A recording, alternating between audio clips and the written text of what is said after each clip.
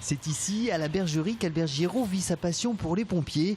Au fil des années, il a collecté, fabriqué, restauré des objets en lien avec le corps des sapeurs-pompiers. Et c'est tout simplement comme volontaire qu'il est entré chez les soldats du feu. J'étais en Charente-Maritime en 1956 quand deux pompiers ont été rappelés à la guerre d'Algérie.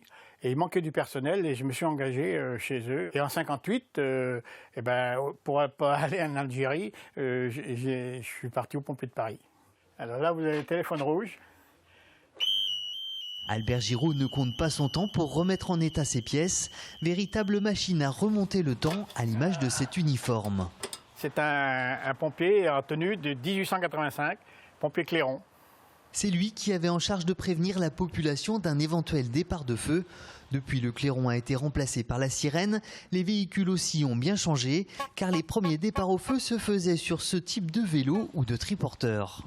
Avec toutes les pièces de jonction pour faire fonctionner une lance de 35 mm avec un tuyau de 70 sur une bouche d'incendie ou une bouche d'arrosage. Albert est incollable sur ce type de matériel. Toujours à la recherche de la perle rare, il est très fier de cet avertisseur d'incendie qui trônait dans les rues parisiennes dans les années 50. On cassait le verre et on avait accès pour ouvrir la porte à l'intérieur. Et à l'intérieur, il y avait un téléphone. On prenait le téléphone et on était en direct avec une caserne de pompiers.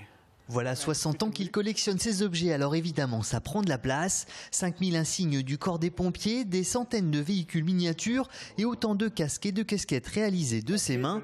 Et au milieu de tout ça, ses costumes. De 58 à 63, pompier de Paris. Le casque pompier de Paris. Et en plus, c'est mon costume de mariée en 1961. Beaucoup de souvenirs viennent enrichir cette collection, mais Albert n'arrête jamais. Prochain défi, restaurer cette vieille pompe à bras longtemps oubliée et vouée sans doute à la destruction.